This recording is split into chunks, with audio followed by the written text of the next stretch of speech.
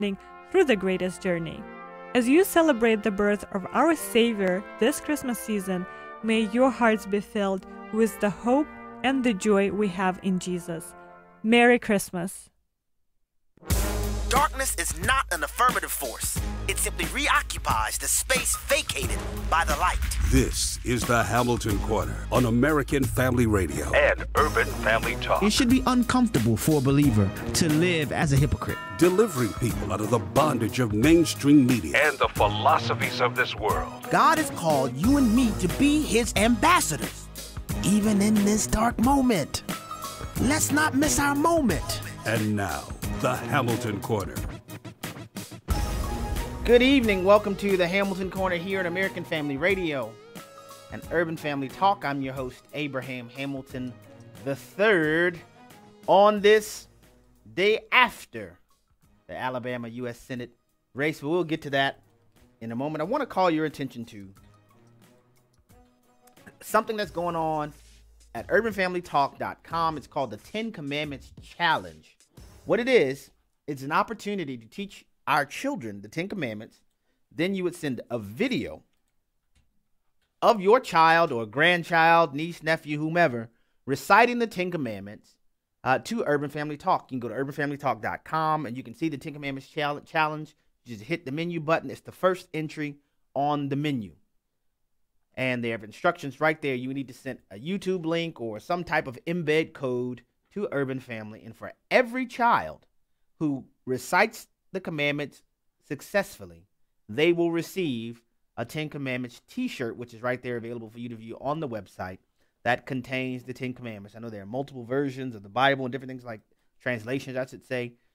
So we have the verbiage right there for you on the website. We see this as a neat way to incentivize the kids learning the 10 Commandments, but also when you get the 10 Commandments shirt, it becomes a walking advertisement of the 10 Commandments. And I don't know about you, but I think we certainly could use a society that has a lot more people that know the 10 Commandments and that are living the 10 Commandments. So I invite you to participate in this particular challenge. It seems like it's fun, but it's also something that can be used as a tool to facilitate our processing, our development of disciples amongst younger generations. So 10 Commandments Challenge. Go to urbanfamilytalk.com to get more information about that. Well, you guys know, if you listen to this program for any length of time, we start with the scripture. And I want everybody to know, I'm not going to get to it today, but I saw Trey Gowdy grill Rod Rosenstein on Capitol Hill. So I don't want you to think I didn't see that. We may get to that tomorrow, Lord willing. But today we have some other things we're going to get to. And, of course, we're going to discuss the election in Alabama. But before we do that, I'm going to begin in Psalm chapter 34. And this is some scripture that I think is important in this particular moment. Psalm 34 was written by David, but specifically it was written by David while he was on the run from King Saul. And he had a close call where he almost got killed. If you remember in 1 Samuel chapter 21, where Saul is on the run and he stops in the city of Nob, and Doeg the Edomite is there. And, David is talking to Ahimelech, the priest, and he gets Goliath's sword and gets some bread and all these other types of things. And then he flees to King Achish, a Philistine king. And at first, the Philistines are saying, wait, whoa. Who brought David into our city? Haven't you guys heard the song? I mean, this is the king of the Israelites. This is in the Bible. This is the king of the Israelites. Haven't y'all heard the song? Saul has slayed his thousands, but David is 10,000s. Why would we want to have him, O killer of Philistines, in the Philistine city? And the Bible records that David begins to act like he's lost his mind. To save his life, he starts, drooling on his beard, scratching at doorposts. And it causes the Philistine king to say, man, why y'all bringing a madman around me? Can't you tell that he's lost his mind? And David responds to that incident with this particular psalm where he belts out in aggressive, loud vocal fashion, I will bless the Lord at all times. His praise shall continually be in my mouth. My soul makes its boast in the Lord. Let the humble hear and be glad. O magnify the Lord with me, and let us exalt his name together. I'm going to pause for a moment, and I want to tell you why I'm reading this. If you listen to the show, you've heard me talk about, in the lives of believers, two of the most vulnerable times in our lives. The most vulnerable times is after great victory and after a crushing defeat. Why is that? Because in both of those scenarios, we as human beings have a tendency to ease up off the gas a little bit, to rest on our laurels. Sometimes when we've had great victory and we've won, we get so caught up in the celebration where we leave the Lord on the side, and then we start to we get high five and woohoo, we won, champions, yes. And we end up getting off of the type of sobriety that's necessary when you are engaged as a watchman on the wall. And the same thing often happens, but in a different direction after a crushing defeat. And I'm turning to this particular scripture today because there are some who are listening to me right now, and some of you are very despondent. Some of you are disappointed as a result of what happened in Alabama last night.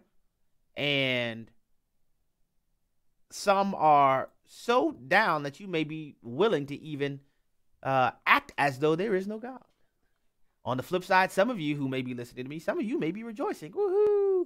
Alabama turned blue, which I kind of think it's a little hyperbole. I don't think you can say 1 out of 2 U.S. senators being Democrat and no other statewide elected officials has turned the state blue, but okay. I understand that some people are caught up in the fervor in the moment, and they have that. I challenge you to be a little bit more like David. Instead of, celebrating, turn to the Lord. Because here's the thing. What often happens in these scenarios is the true occupant of the throne of our hearts is manifested. There are some of us, if we were honest with ourselves, we profess to serve the Lord, but we really think politics is going to save us. We really have our hope and faith, and that we've hinged the linchpin of our positive expectations based on political outcomes. And many of you who may fall in that category, that you may have said, and I've said this, I believe the Lord gave us a reprieve when President Trump was elected. Okay? But the same God that we served, who was sovereign over the United States of America when President Trump was elected, is the same one who's sovereign right now with Doug Jones being the U.S. Senator from Alabama. His sovereignty has not changed. His faithfulness has not changed. And what I'm inviting you to do is and I'm not naive enough to paint this with a broad brush and act or speak as if this is everybody. Because I know this isn't everybody, but I also know that it is some people. It is some people. I'd encourage you, if you recognize that you're in a place where you may be one of those who suffers from this, this chronic disease called political idolatry, that you just find some space right where you are and repent right in this moment. Because remember, the engagement that we have as believers in the political process is not a salvific engagement. It is an outflow of our full recognition of the only true source of salvation. America's deliverance, hear me well, I need to say this real slowly. America's deliverance will never come from political means.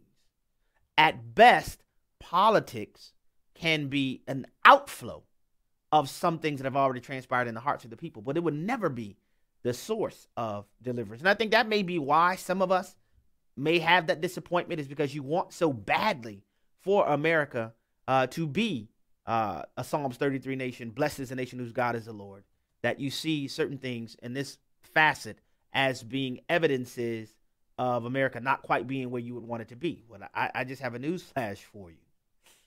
We didn't get here overnight. And there is not one election that's going to move America from being a place that has rejected the Lord to being a place that has accepted the Lord. Now, I do believe there's some powerful things elected officials can do. I think President Trump's move to recognize Jerusalem as the capital of Israel and relocate our embassy there, once he finishes that task, I think that's a great move. I do think that's a great move. But we have to be very, very careful that we make sure we understand the priorities of our allegiances. And I've said this before, and I'll say it again. And I know some people are going to hear this and say, man, that's strong medicine. I'm just going to tell you, I'm just going to say it rather, for the longest, the Democrat Party has taken black people for granted. And I think this last election is another example of that, where you have 96% of black people in Alabama voted for Democrat Doug Jones. And to them, I would say, what have Democrats done for black people in Alabama? I mean, you look to all of the policies that have been the most destructive for black folks, they've all come from Democrats. All of them. You know, but I will say this too. In many instances, the Republican Party has likewise taken Christians for granted. With an assumed voting base with not much to show for it. Now, I think President Trump in his recent position in office, hasn't even been a full year yet, close to a year. He's making some great strides. I mean, he's doing things that no other candidates have done. No other presidents have done. These are just facts. You know, he said things and done things. I think you would have to be intentionally misleading if you were to say that President Trump has not been a friend to Christians in America thus far. So what I'm saying here is, can you and I say, just like David? Now, again, David is rejoicing after a great victory. I mean, this man, if he would have got caught up by King Achish in the Philistine territory, they would have killed him. After the Lord delivered him, he says, I will bless the Lord at all times. My question to you and I here, whether you are rejoicing today or whether you are disappointed today, can you join me in saying, I will bless the Lord at all times? His praise shall continually be in my mouth. My soul, regardless of the electoral results in Alabama, makes its boast in the Lord. Let the humble hear and be glad. Oh, magnify the Lord with me, and let us exalt his name together. I sought the Lord, and he answered me and delivered me from all my fears. Those who look to him are radiant, and their faces shall never be ashamed. This poor man cried, and the Lord heard him and saved him out of all his troubles. The angel of the Lord encamps around those who fear him and delivers them. Oh, taste and see that the Lord is good. Blessed is the man who takes refuge in him. Beloved, listen, our refuge, our safe place, our haven, our abode of great delight and contentment must be in the King of Glory himself. And we must not accept any substitutes. It is there and only there where we will be perched and positioned to be effective ambassadors of his kingdom. The things that we need in America are much, much bigger than tax reform. And of course, we need tax reform, no doubt about that. But they're much, much bigger than a certain number of majority of whatever political party in the Senate. And again, it's not lost on me. I said before, I really do believe what we can expect is there to be further opposition, if not attempts to completely halt the president's legislative agenda. But there are presidents who are elected. There are senators who are elected, but there are kings of glory. Let me say this more appropriately and specifically. There is the King of glory who is not subject to term limits. He's not subject to impeachment, nor can he be recalled in an election. It is he with whom we have to do.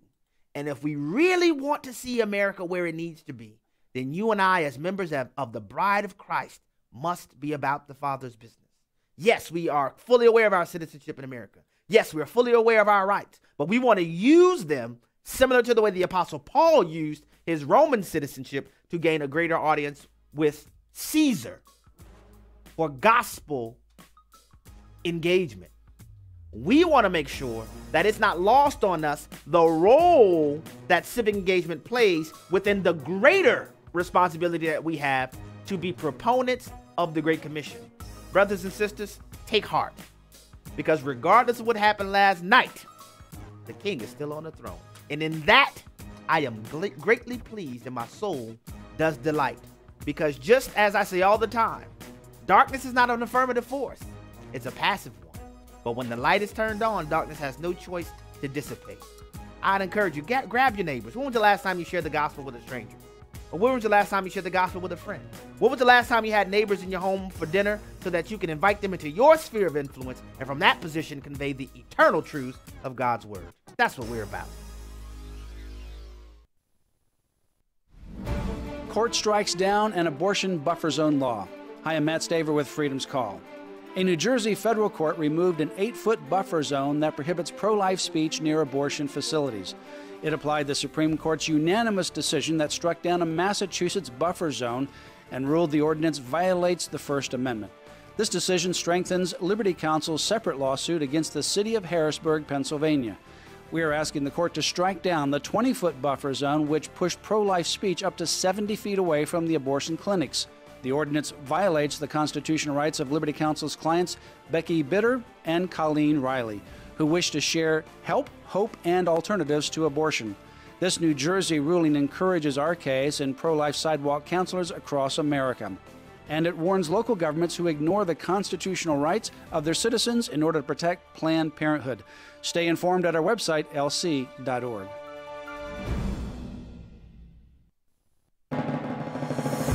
Putting life in perspective with Harry Reeder. He takes what is a profession that is considered lowly, undesirable, and you only end up there if you're not doing and can't do anything else. He takes that and elevates it into one of his titles, and he is the chief shepherd. He takes the whole shepherding dynamic and he turns it into something glorious and elevates it, which is another message. He takes us from what we were and takes us into what we are now in Him, and what is considered sinners, what is considered under the judgment of God, because He came under the judgment of God, we are now elevated to be the sons of God. In Perspective with Harry Reeder, an outreach of Briarwood Presbyterian Church, Birmingham, Alabama. Washington Watch advances a culture where human life is valued and religious liberty thrives. Hello, this is Tony Perkins, host of Washington Watch, right here on the American Family Radio Network, inviting you to join us each afternoon at 4 p.m. Central Time for the latest from our nation's capital on what is happening as it pertains to faith, family, and freedom. You'll hear from policymakers, congressional leaders, and others every day on AFR. Join American Family Radio for AFA Stories from 40 Christmases. This 30-minute radio special features American Family Association staff members sharing Christmas memories. We hope these stories inspire you to draw closer to God as you celebrate Christmas this year. Over the hills and through the woods, to grandmother's house we go. That's exactly what we lived when we went to my grandmother's house for Christmas. Listen this Thursday afternoon, 2:30 Central on American Family Radio.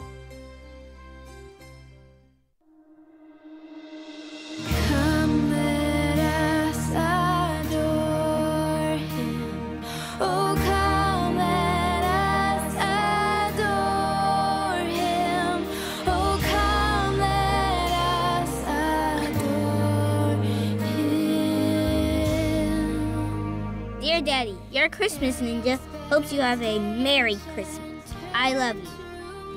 Dear Daddy, you are the best daddy in the whole world. Merry Christmas. I love you. Katie, say Merry Christmas. No. Say I love you, Daddy. No. Come on. Merry Christmas, Daddy! Christmas Ninja loves you.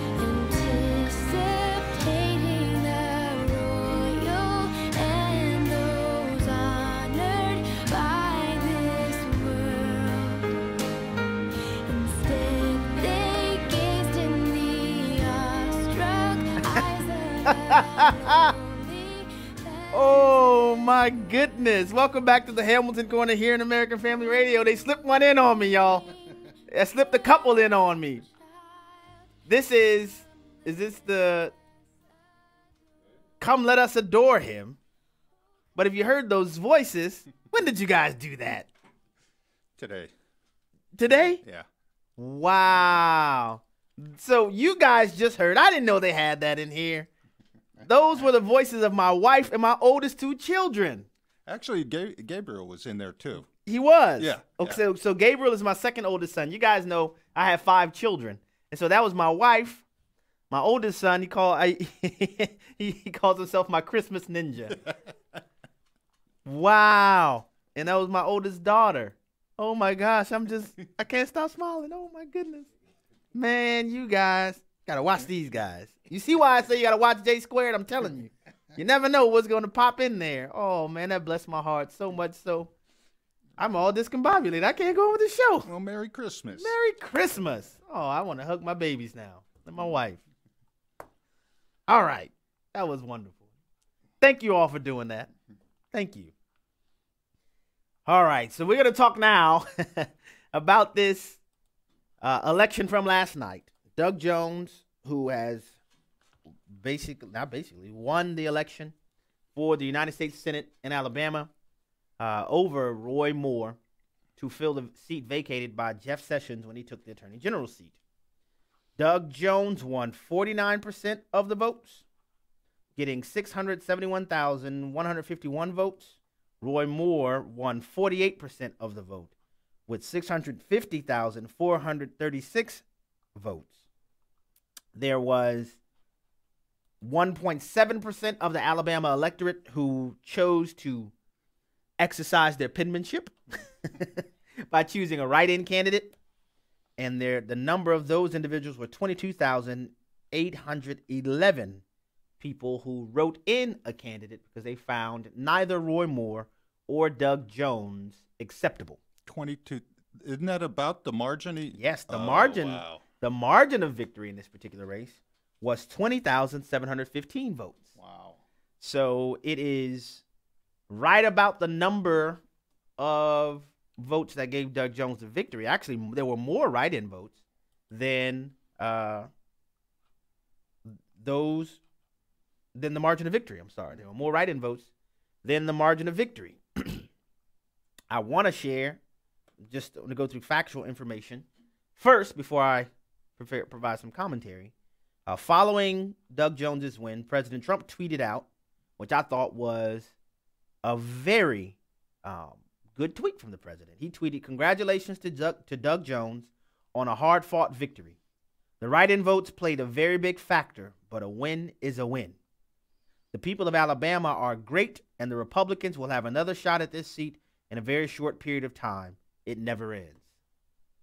And I think that gives you a little insight into President Trump's competitive nature. He's kind of like, all right, we lost that one, but we'll be back. We'll be back. I know many people are curious that this seat, because this was a special election, this seat will be up again for re-election in 2020 because Jeff Sessions had just been re-elected to this seat in 2014. Now, I just want to, before I go, so I watched, so you guys wouldn't have to suffer through it. I watched the regressive pundits, and, I really think the tally of regressivism and punditry is just mounting exponentially by the day. But I saw lots of people high-fiving, glad-handing, woohoo, Alabama's turned blue. And I'm saying, guys, hyperbole much? To say that the state is turned blue is and I get it, some of the people who, they were very much in favor of Doug Jones. They were really excited. And they just had a penchant for evangelisticness. They were evangelistic with their descriptions. Not to be confused with evangelistic. The other United States Senator in Alabama is a Republican. Statewide offices are dominated by Republicans. Jeff Sessions won this same seat in 2014 with no opposition from a Republican primary opponent, and he got 97% of the vote. Now, I will add in, and this is for additional consideration, that even when Jeff Sessions in 2014 won with 97.25% of the vote, there was still at that time 22,484 people who wrote in another candidate. So I've raised that point because I do believe the write-in candidates, the write-in votes played a role, no doubt about it, when you see the margin of victory. But you see a somewhat consistent pattern of write-in votes in Alabama regardless. So I'm going to talk a little bit about what I think happened in this particular case. I think, very frankly, that this was not necessarily as much a Doug Jones win as it was a Roy Moore loss.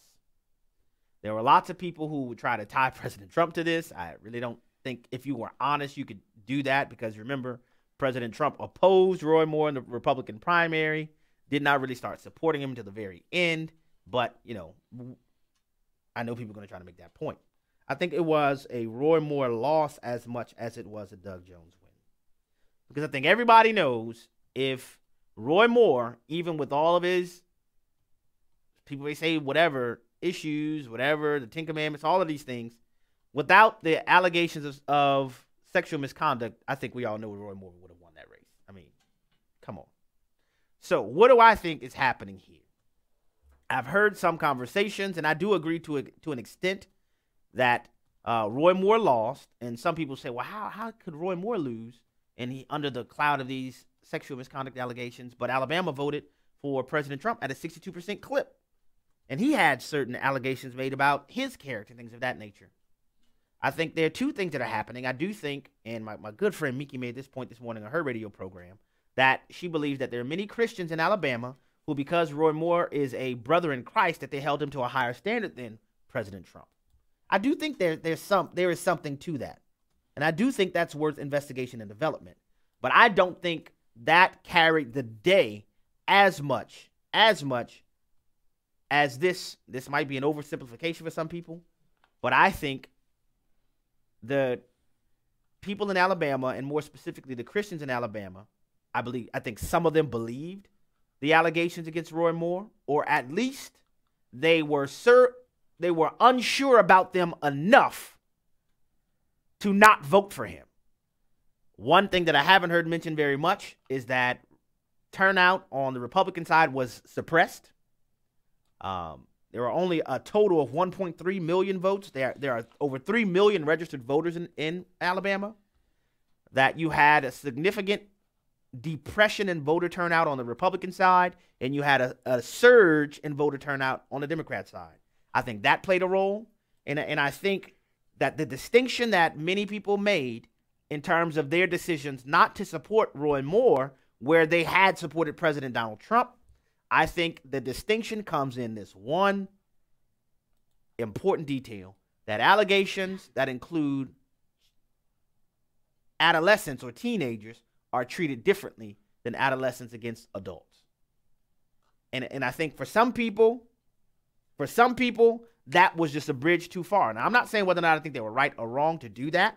I'll just tell you plainly now that the election is over. If I were in Alabama, because I was unsure of what happened, and I don't think anybody can be sure of what happened, I more than likely would have voted for Roy Moore. You know, I would have. I mean, I think when you consider everything, the factors, the timing, and all this other kind of stuff, I'm like, come on. But not everybody feels the same way.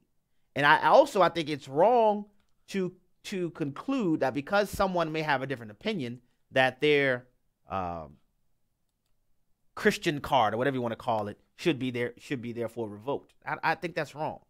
I think that's wrong. And I think that the popular media attempts, and I remember doing an interview. I did an interview with an NBC reporter, and it was amazing. he was talking to me as if, I don't understand these Christians in America. Can you give me a peek into the Christian world? I say, man, listen, that you can't be so reductionist as to think that all Christians are going to think the same thing. It's not like that about every single thing. It's not like that about every single thing. But I do think that the allegations, I mean, I think it's plain. I think it's clear. That's why the allegations came out. There's no way you have Doug Jones without those allegations. Doug Jones as the senator-elect from Alabama without those allegations. And so I really, truly think that the distinction there is that some Alabamans, it was a bridge too far for them because some of the allegations included teenagers. Now, of course, the talking snake media would say things like serial child predator, pedophile, and things of that nature. And like, come on. The allegations don't even include serial pedophilia. I mean, not even the very allegations, but that is the type of verbiage that was employed because they knew it had to be something that striking to the conscience to cause there to be an adjustment in the electoral outcome. Now, I could be wrong about this. I don't think I am. I think for anybody to think that this means that the state of Alabama is turning blue, I have an ice pit in the Sahara that would do you well. I think more than likely that this very same seat, what happened in Massachusetts with Scott Brown not too long ago, I think will happen with Doug Jones. I do. Because, again, I think this election was more so Roy Moore losing than Doug Jones winning. And now we'll open the phone lines in the final segment. I'd like to hear your take. What do you think is happening? But to the glad hand and high five and to think that this is the turning of Alabama, I think it's premature. I'm not saying Alabama can't turn, but I think to use this as the example of everything changing, I think that's too far. Now, additional implications. I think you can expect to see the Republicans on Capitol Hill sprint like Carl Lewis in the Olympics to try to get this tax reform done.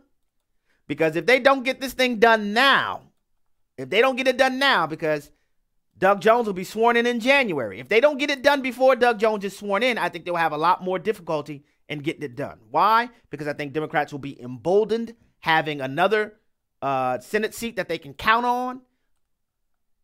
In addition to that, I think Doug Jones's presence will continue to thwart the president's legislative agenda until 2020. And for anybody to think that this race alone means that it will be a landslide for Democrats going forward, I think they are denying reality, because these facts have not changed, that in 2018, there's more for Democrats to lose than Republicans in the United States Senate. I will remind you, there are 25 Democrat seats that are up for election in the Senate in 2018. There are only 10 Republican seats. The 10 Republican seats are in pretty strong Republican states. Whereas the 25 Democrat seats that are up, they include 10 states that President Trump won in 2016.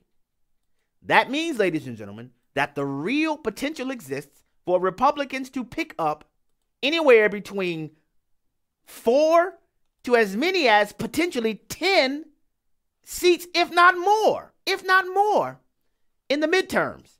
So all I'm saying is, if you're writing, say, oh, it's over. I'm just saying, hey, it may be delayed, but it's not over. And that's what President Trump tweeted. He said it never ends. It never ends. Among those states that are up for Senate elections in 2018 that include Democrat incumbents that President Trump won by sizable margins in some places, they include Indiana, where Joe Donnelly's a U.S. Senator. He's a Democrat incumbent. He will likely face a strong Republican challenger. You have Montana, that President Trump won handily, that has a Democrat incumbent Senator John Tester. You have Missouri, the Show Me State, where Claire McCaskill is the sitting senator. She's a Democrat, that she will likely face a strong Republican challenger. You have the state of North Dakota, where Heidi Heitkamp is the senator. She will likely face a strong Republican challenger. Then you have West Virginia, that President Trump won by an enormous amount. The state where the governor was Democrat, he turned Republican and went to rallies with President Trump. So I'm just saying, these are facts. And so should that turn, then that starts a whole nother ball game. But I do think, again, as far as tax reform is concerned, that Republicans will sprint to get this done now, which brings another issue to bear. If tax reform gets done via reconciliation, it's a reconciliation bill, which means it's one of the only measures that can be voted on that's a filibuster-proof measure because of the reconciliation process. If that happens, guess where we're back to, ladies and gentlemen? Bum-ba-da-bum. Back to busting the disgusting filibuster. Because if Doug Jones is in the Senate, tax reform, let's say hypothetically it gets passed, that means much of the remainder of President Trump's legislative agenda would be subject to Democrat filibuster.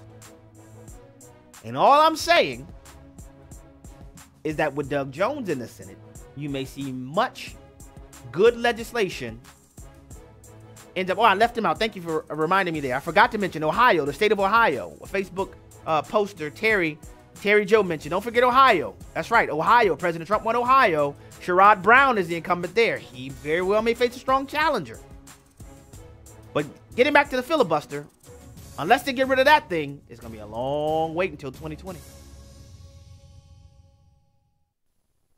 So what would you do with an extra $500 a month in your budget? $500. This isn't hypothetical, by the way. This is something you may need to think about very soon if you decide to become a member of Medi-Share. Medi-Share is a way to pay for your health care, and typically it costs $500 less per month for a family versus other health care plans. So seriously, think about this. You could pay off loans, pay down a mortgage, save the money for retirement, donate to charity. That would be a big deal. But you know what? Here's the best thing. Medi-Share works. It has 250,000 members, and it's growing fast. With Medi-Share, not only do you save, you don't have to pay for things you don't believe in either, and that is a beautiful thing too. So here's how you can find out more, and you might actually wind up saving even more than $500 a month. So check into it. Here's the number. Call 855-SALM-23. That's 855-SALM-23, now available in Montana. 855-PSALM-23. Hi everyone, Carl Kirby here with Reasons for Hope, talking about the tallest land animal, the giraffe. Males, which are called bulls, can stand up to 18 feet tall. The word giraffe is believed to have come from two Arabic words, zarafa, which means fast walker, and giraffe, which means tallest of them all. Both are accurate. At up to 6 feet long, giraffes have the longest neck of any animal. You might think that the animal with the longest neck would also have the most neck bones. For example, the three-toed sloth has 9 neck bones. Ducks and geese have 22. Turns out giraffes only have 7 neck bones, just like you and I. Their neck bones are a lot bigger than ours though, and each of them is up to 10 inches long. Fact is, evolution is at a loss for this extraordinary skeletal feature. Evolutionary scientists are divided over the theory of their development. It simply does not fit into the theory of natural selection. On the contrary, looks more like ingenious, intelligent, intentional design. For more information about us, check us out at rforh.com. Hello, Americans. I'm Todd Starnes with news and commentary next. Don't tell anybody, but I enjoy watching the Hallmark Channel. It's a throwback to an age when Hollywood was producing family-friendly films, telling stories that tug at your heartstrings. And apparently, I'm not the only one changing the channel. Since 2016, viewership has skyrocketed, a 16% increase just this year. But not everyone is a fan. Slate.com published a scathing review. They said the Hallmark Channel is brimming with white heterosexuals who bellow, "Merry Christmas!" They also complained about the number of Christmas movies, 42 hours of what they called sugary, sexist, belligerently traditional Caucasian cheer. Slate went on to complain about the lack of gay people, feminists, and Muslims. They said the Hallmark Channel is shoving Christmas down our throats. Well, I say better that than the run-of-the-mill pornographic debauchery that normally spews out of Hollywood. I'm Todd Starnes.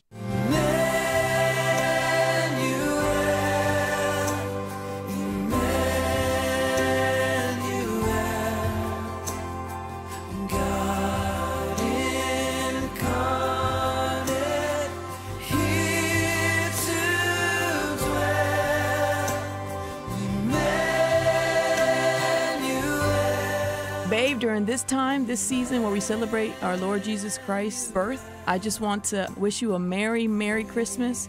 I am grateful that you are not only my husband, but the father of our children. And I pray that the Lord will draw you even closer to Him. I thank you for the example that you show us every single day. And I am just grateful for you. We love you. Merry Christmas. Merry Christmas! Son of God, here born to believe, a crown of thorns would pierce His brow, and we beheld this offering. You've got to stop that. I can't do the show. Welcome back to the Hamilton Corner. My wife again. Goodness. Guys are trying to make my allergies act up inside. What's that in my eye? I don't know. Welcome back to the Hamilton Corner here on American Family Radio. If you want to be a part of the program, you can do so by calling 888-589-8840. That number again is 888-589-8840. So far, we've discussed diagnosing the potential for political idolatry, and we've been talking about the Roy Moore loss in Alabama. What do you think happened? What do you think transpired in that case? Is it a situation where a combination of factors occurred, or do you simply feel that it was a hit job by the regressive left that happened to work in this particular instance? What do you think? Do you think the Republicans put up a bad candidate? I want to hear your thoughts on the issue. The number again is 888-589-8840. The number once again is 888-589-8840. And as we get, I'm telling these guys, they're trying to hit me in the fields again. I don't know if I said this already, but that was my wife. That was just talking. I'd have to tell you, it certainly is a privilege for me to be her husband. When I tell you I'm married up in a big way. There are things, and I'm not knocking anybody who does this, but I just want to say this.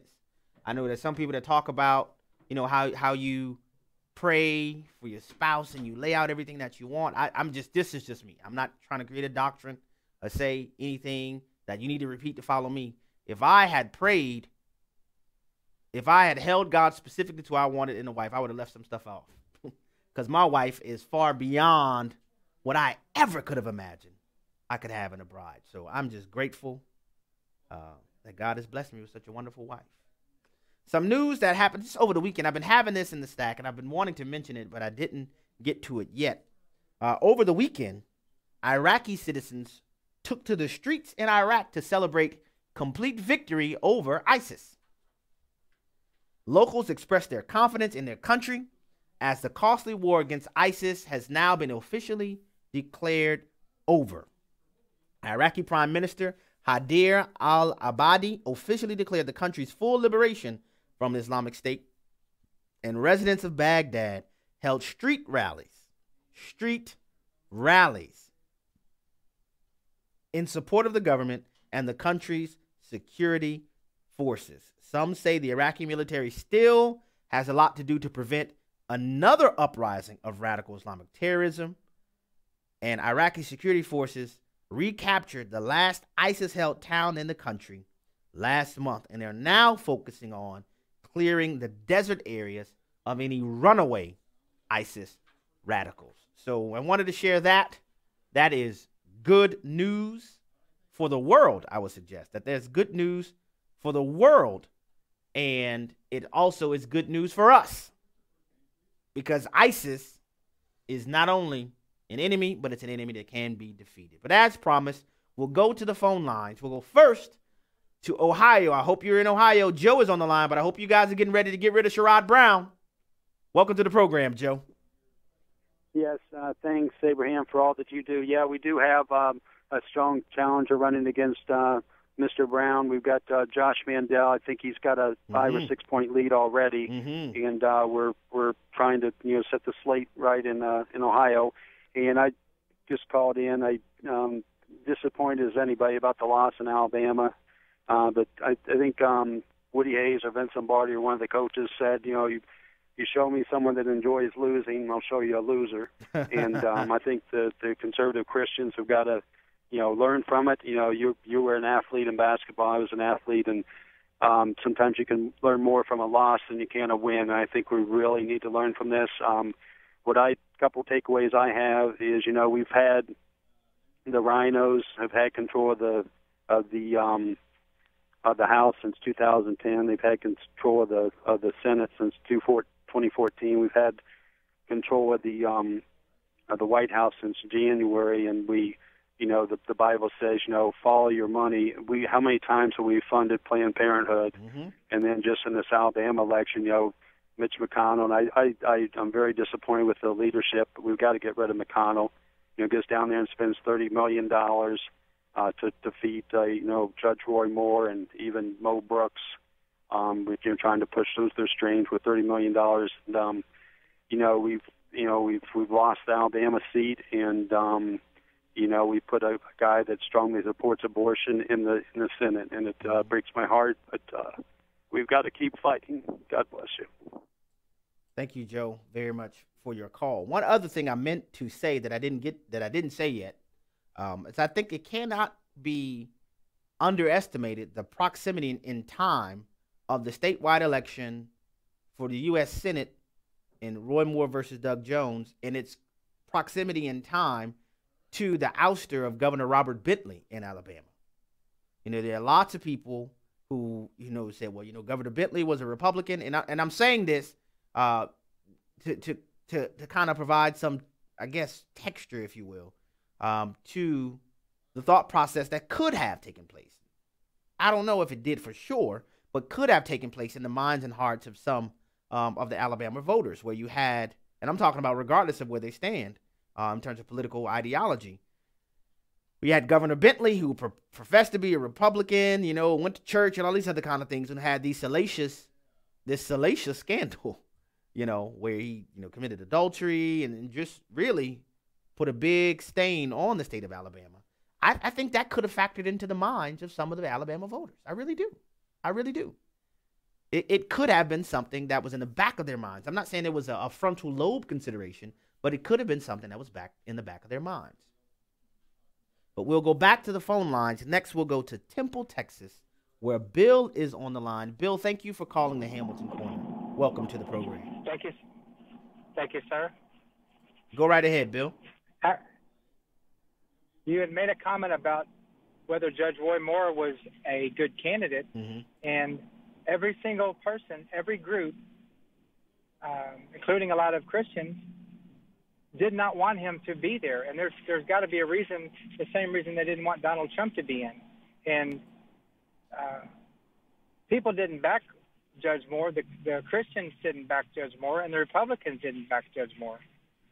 And so it's disheartening because at this point, you know, I have more respect for Democrats than I do Republicans, because at least we know what they stand for. And we know if they put a chia pet up on stage, they'll back that candidate. And Republicans don't do that. So are you saying, I want to make sure I'm understanding you correctly, are you saying that you your loss of respect for Republicans is because the Republicans bailed on Judge Roy Moore? Well, I lost respect on them when they passed the omnibus bill last year, and for absolutely no reason. I'm no longer a Republican. They lost me a long time ago, and there's just, you know, something's going to break. And last year's omnibus bill is what broke. And so to see these people jump on this man for an accusation that, you know, the timing, again, you know, when in the last 40 years did this woman not trip over a confession to make about something that happened to her? And so it just seems very, you know, conspiratory. And for the fact that nobody would, you have other people in the evangelical world bashing him. Again, they don't have evidence. They're just using, you know, word tracks from other people, and I think it's very disheartening. And as many rhinos are out there, there's just as many chinos, if you ask me, and that's Christian in name only as well. Thank you very much for your call and your comments, Bill. I think you're right about that. And it's amazing that here you have a man, and I don't think anybody can contest that the man has had a sterling reputation and witness for the last, at a minimum, 30 years he's been in public life. And if these allegations against him are, as he said, absolutely false, then we have just witnessed the public slandering, the public defaming of a man for no other reason other than he sought public office. And if we have gotten to the place as a country, and listen, this is not in any way to minimize allegations. I think allegations of sexual misconduct, harassment, all of these things should be taken very, very seriously. But if these allegations are false, what have we just done in our country? You know, I applaud the women who have the courage to come out and verbalize their abuse, but I'm also very concerned that we're moving to the place where the mere accusation is equivalent to conviction in the minds of many people. And if we've gotten to that place, and I find it very interesting, from the very same regressive contingent that normally, and I can tell you as a prosecutor dealing with Innocence Project people, they haven't seen a convicted felon that they didn't love, that actually had been convicted, to advocate for them and to fight for them.